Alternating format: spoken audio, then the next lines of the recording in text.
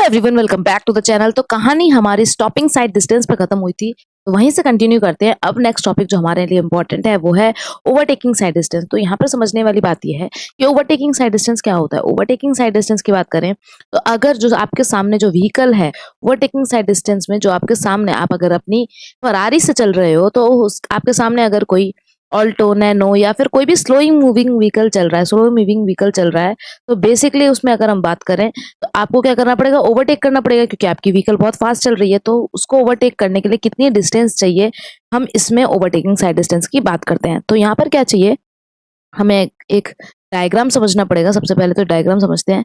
ये हमारी एक रोड है, रोड आ रही है, ये टू लेन है, टू लेन रोड आ रही है, लेकिन अनडिवाइडेड है। तो यहाँ पर अगर हम बात करें कैसी रोड है, टू लेन रोड है लेकिन अनडिवाइडेड है, अनडिवाइडेड है, तभी तो हम आराम से कर पाएंगे ओवरटेक। तो यहाँ पर आपकी एक कार चल रही है जिसका नाम है ए, ये कार ए है, और यहाँ पर एक आपके आगे एक कार, ये पोजीशन ए हो जाएगा। फिर इसी टाइम पर एक पोजीशन हमारी बी है, और यहाँ पर आपकी बी आई, ठीक है। तो यहाँ पे हमारा एक सी कार आ रही है जो डिजाइन स्पीड से चल रही है, और फिर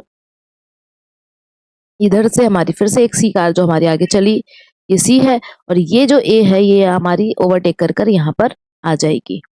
तो हमें कुछ इस तरीके से डायग्राम को समझना पड़ेगा। तो अगर हम यहाँ पर देखते हैं तो सबसे पहले क्या हुआ, ये जो ए व्हीकल है, जो ए व्हीकल है जिसमें हम इसको फरारी नाम दे देते हैं, जो फरारी है ये चलती तो बहुत तेज है।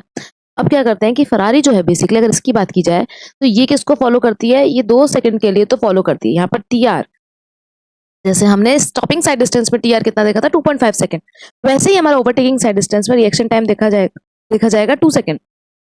तो हमारा यहाँ पर 2 सेकंड के लिए जो हमारी फास्ट मूविंग कार है, जो फास्ट मूविंग व्हीकल है, वो स्लो मूविंग व्हीकल को 2 सेकंड के लिए फॉलो करता है। तो 2 सेकंड के लिए फॉलो किया और वो इस फर्स्ट पोजीशन से सेकंड पोजीशन पहुंच गया। लेकिन अब उसको फॉलो तो कर नहीं सकता, क्योंकि ये जो चिंटू है इसको तो जल्दी पहुंचना है पिंकी के पास, और मिंटू बहुत स्लो चला रहा है। मिंटू जो इसमें बैठा है, ऑल्टो में बैठा है, वो बहुत स्लो चला रहा है। तो उसने क्या किया, उसने सोचा कि अब मैं इसको ओवरटेक करूंगा और थर्ड पोजीशन पे पहुंचूंगा। अब मैं ओवरटेक करूंगा इसको और थर्ड पोजीशन पे पहुंचूंगा और अपना मस्त निकल जाऊंगा पिंकी से मिलने के लिए। उतनी ही देर में जो हमारा स्लो मूविंग व्हीकल है, इसने क्या किया, इसने यहाँ पर फोर्थ पोजीशन से फिफ्थ पोजीशन पे पहुंचा, और ये हमारा सी व्हीकल है उस टाइम पीरियड में 6 से 7 पहुंच गया। तो अब सबसे पहले क्या हुआ, सबसे पहला हमारा स्टेप क्या होता है, सबसे पहले अगर आप देखो तो ए पोजीशन जो ए व्हीकल है वो 1 से 2 पहुंच गया। 1 से 2 पहुंचा कितने देर में, 1 से 2 पहुंचा, तो हमें डिस्टेंस काउंट करनी पड़ेगी। तो ये डिस्टेंस को मैं अगर D1 मान लूं, D1 कवर किया उसने। D1 डिस्टेंस क्या होती है, अगर हम बात कर रहे हैं तो वो हो जाता है speed into time. Speed into time, तो स्पीड हम मान लेते हैं V। अगर हम बात करें स्लो मूविंग व्हीकल से चल रहा है तो स्लो मूविंग व्हीकल को मान लेते हैं VB। तो जो स्लो मूविंग व्हीकल है 2 मिनट उससे चला, 2 सेकंड उससे चला, तो यहाँ पर आ जाएगा हमारा TR लिखते हैं, क्योंकि टाइम कभी भी चेंज कर सकता है। अगर IRC के अकॉर्डिंग चले तो हमारा जो रिएक्शन टाइम है वो 2 सेकंड होता है। लेकिन तो सबसे पहले हमने क्या किया, D1 फाइंड कर लिया। अब यहाँ पर आपको क्या याद रखना है, ये जो हमारा VB है तो हम लेते हैं कैपिटल टाइम T। अब ये कैपिटल टाइम T आपको समझना है। इसमें देखो 3 चीज हुई हैं। कैपिटल टाइम T के अंदर क्या क्या हुआ, जो A व्हीकल है वो 2 से 3 पहुंच गया, जो व्हीकल ए है वो 2 से 3 पहुंच गया।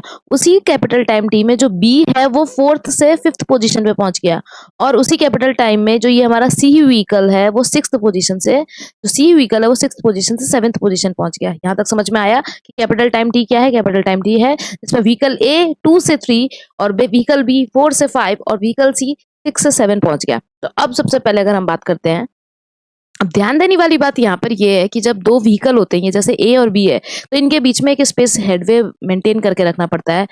जब भी ओवरटेक करके आएगा तो ये ओवरटेक करने से पहले और ओवरटेक करने के बाद एक स्पेस हेडवे मेंटेन करके रखना पड़ता है। तो D2 की अगर बात करते हैं तो D2 को दूसरी कलर से दिखाते हैं। तो ये जो पूरी डिस्टेंस है यहाँ तक, इसको हम D2 बोलेंगे, और D2 को किस तरीके से बोलेंगे, D2 हो जाएगा हमारा 2s प्लस यहाँ पर ये जो डिस्टेंस है वो कैसे कवर हुई होगी, डिस्टेंस को कैसे निकालते हैं, ये VB हो जाएगा, लेकिन कितने टाइम में, कैपिटल T टाइम में। तो इसको मल्टीप्लाई करेंगे VB इंटू T।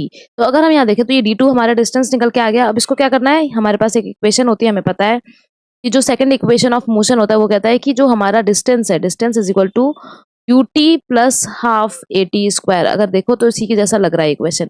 अगर हम बात करें यहाँ पर जो टाइम है वो कैपिटल T है, तो कैपिटल T का स्क्वायर, इस तरीके से इक्वेशन लग रही है। कंपेयर करते हैं तो अगर कंपेयर करोगे तो यहाँ से D2 हो जाएगा, D2 हमारा ये हो जाएगा VT, तो ये इसके इक्वल हो गया, प्लस यहाँ पर हमारा 2s जो है वो इसके इक्वल है हाफ AT स्क्वायर के। तो हम इसको इक्वल करते हैं, तो यहाँ से आप देखो half A T square is equal to 2s, जो स्पेस हेडवे है हमारे s की वैल्यू यहाँ पर होती है 0.7 VB प्लस 0.7 VB प्लस हमारा 6। यहाँ पर हम अगर बात करें तो ये होता है, अगर हमारा किलोमीटर पर आर में है तो हो जाएगा 0.2 कैपिटल VB प्लस हमारा 6। तो ये हमारा मीटर पर सेकंड में, एक हमारा मीटर पर सेकंड में होता है, और एक अगर हमारा फॉर्मूला है तो किलोमीटर पर आवर में। तो हमें यहाँ से s पता है, हमें कैपिटल T टाइम ही तो निकालना है कि कितने टाइम में उसने ओवरटेक किया होगा, तो हम आराम से निकाल सकते हैं। यहाँ पर देखो मल्टीप्लाई करेंगे तो ये हो जाएगा T square is equals to 4s upon A, और t की वैल्यू निकालेंगे तो ये हो जाएगा यहाँ से √4s अपॉन ए। तो एक ये फॉर्मूला भी वेरी इंपॉर्टेंट है। यहाँ पर a क्या है, a है हमारा एक्सलरेशन, a की वैल्यू की अगर हम बात करें, a क्या है, a हमारा एक्सलरेशन है। यहाँ से हमने एक चीज और देख ली। अब हमने D1 निकाल लिया, D2 निकाल लिया, D3 क्या है, D3 ये है कि जो हमारा ये जो D3 है, C हमारा बेसिकली अगर इसकी बात करें तो D3 हमारा क्या है 6 to 7 पोजीशन पे जब D3 आया है। तो अगर D3 की बात करते हैं, D3 की बात करते हैं तो कुछ भी नहीं है, जो हमारा डिजाइन स्पीड है कैपिटल V, या फिर डिजाइन स्पीड है उसको इंटू टी कर देंगे, या फिर कॉमा मल्टीप्लाई में, या फिर हमारा और क्या, जो हमारा अगर डिजाइन स्पीड मीटर पर सेकंड में इंटू टी। तो इस तरीके से हम आराम से D1 D2 D3 निकाल सकते हैं। तो हमने देखा क्वेश्चन, यहाँ पर हमारा क्या हो जाएगा, OSD जो हमने ओवरटेकिंग साइड डिस्टेंस निकाली थी वो क्या हो जाएगा D1 plus D2 plus D3। अगर हम बात करते हैं तो फॉर्मूला हमारा बन जाएगा, फॉर्मूले की बात करते हैं तो सबसे पहले D1 का निकल के आता है। अगर अभी हम ले रहे हैं किलोमीटर पर आवर में, अगर किलोमीटर पर आवर में गिवन है तो मुझे ऐसे लिखना है 278 VB इंटू टी हमारा क्या आ जाएगा 2 सेकेंड, फिर हमारा आ जाएगा 0.278 फिर हमारा आएगा VB into capital T plus में हमारा half AT square, and plus हमारा क्या आ जाएगा, जो हमारा डिजाइन स्पीड है कैपिटल V इंटू टी। तो इस तरीके से हम आराम से इसको सॉल्व कर सकते हैं, D1 plus D2 plus D3 करके हम OSD की वैल्यू निकाल सकते हैं। नेक्स्ट क्वेश्चन की तरफ चलते हैं। नेक्स्ट पॉइंट को देखते हैं। अगर हमें ओवरटेकिंग जो हमारी जो स्लो व्हीकल है, अगर मुझे उसकी जो वैल्यू निकालनी है कि उसकी कितनी स्पीड है, तो अगर हमें डिजाइन स्पीड पता है, जैसे क्वेश्चन में क्या होगा डिजाइन स्पीड पता होगा, तो डिजाइन स्पीड को हम किससे दिखाते हैं, डिजाइन स्पीड को हम दिखाते हैं कैपिटल V से। और अगर मुझे स्लो मूविंग व्हीकल जो है उसकी स्पीड अगर निकालनी है, उसको हम स्मॉल v से दिखा रहे हैं। तो अगर हम बात करें स्लो मूविंग व्हीकल की निकालनी है, तो बस हमें एक रिलेशन याद रखना है कि design speed minus 16 is equal to slow moving vehicle.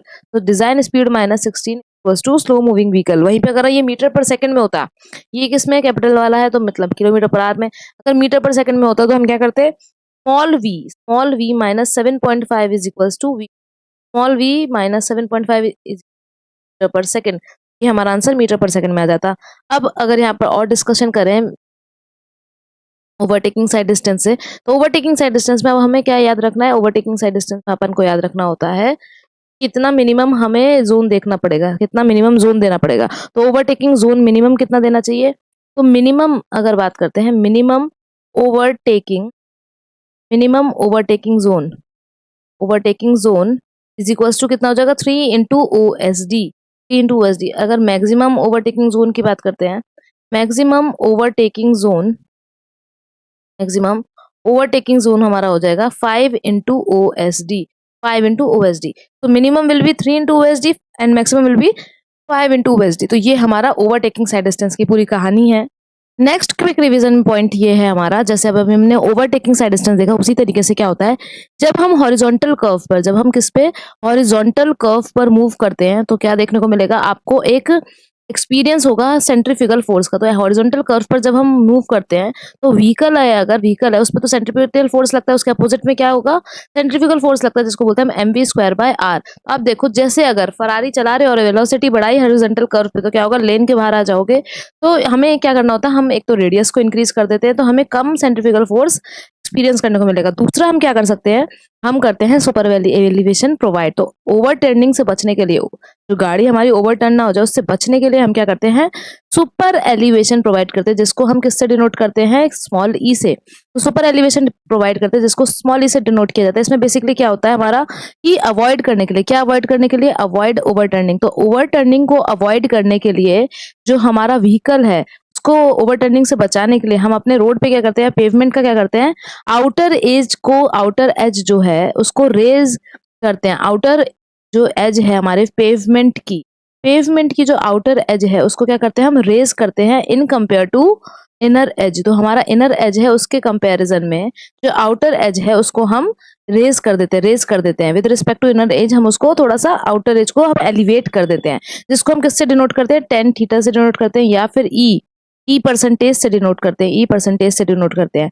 वहीं पर अगर हम बात करें तो आईआरसी के अकॉर्डिंग सुपर एलिवेशन का हमें फॉर्मूला याद रखना है। सुपर एलिवेशन का फॉर्मूला क्या होता है, ई प्लस एफ, जिसमें ई की बात की जाए तो ई क्या है हमारा, ई है हमारा सुपर एलिवेशन, एफ क्या है हमारा फ्रिक्शन, और यहाँ पर कौन सा फ्रिक्शन लगेगा, यहाँ पर आपको हॉरिजॉन्टल कर्व में हमारा लेटरल फ्रिक्शन देखने को मिलता है, और इक्वल्स टू ये किसके इक्वल होता है, वी स्क्वायर अपॉन 127 r। तो यहाँ पे कैपिटल वी एस का मतलब वेलोसिटी हमारी किसमें है, किलोमीटर पर आर में। वहीं पे अगर हम बात करते हैं, अगर किलोमीटर पर आर में ये वाला फॉर्मूला लगता है, अगर हमारा मीटर पर सेकंड में है तो हमारा फॉर्मूला क्या हो जाता है, E plus F is equal to V square upon G are.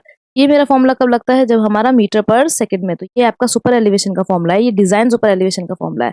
Well वहीं पे अगर हम बात करते हैं जो हमारा सुपर एलिवेशन है, अगर इसकी बात की जाए, रेसिंग कार की बात की जाती है, बहुत इंपॉर्टेंट, रेसिंग कार की बात की जाती है तो हम क्या करते हैं, हमारा फॉर्मूला होता है ई प्लस एफ, लेकिन ब्रैकेट में हमारा जो डिनोमिनेटर ये होता है 1 minus E F is equals to V square upon में 127 r।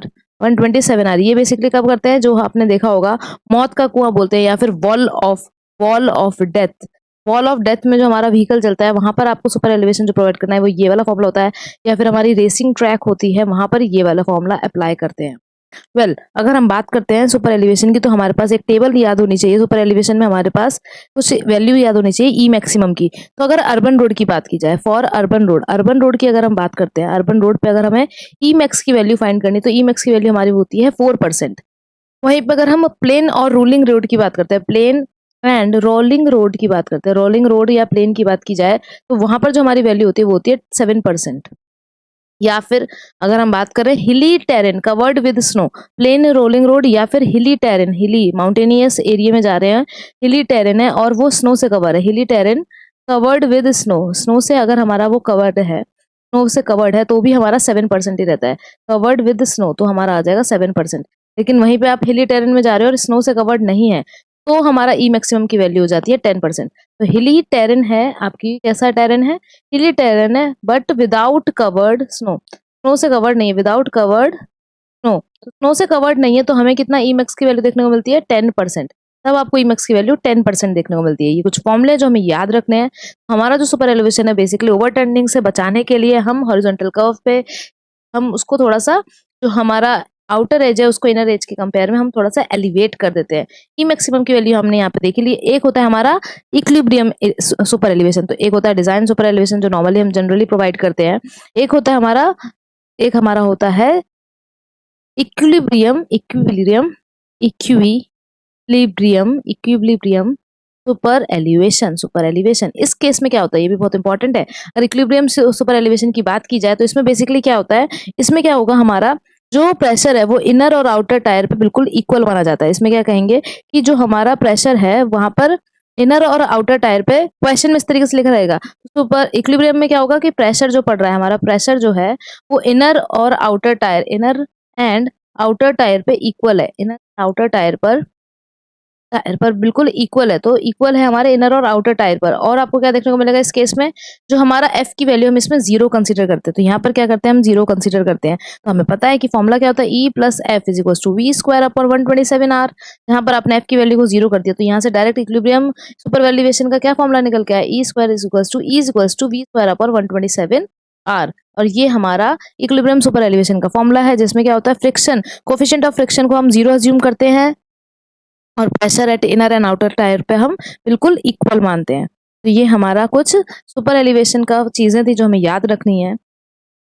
आगे की जो चीजें हैं वो हम नेक्स्ट लेक्चर में डिस्कस करेंगे, जिसमें हमें extra widening, mechanical widening, psychological widening, transition curve और उनके केसेस हैं उनको देखना है। Till then keep learning and like and subscribe our channel.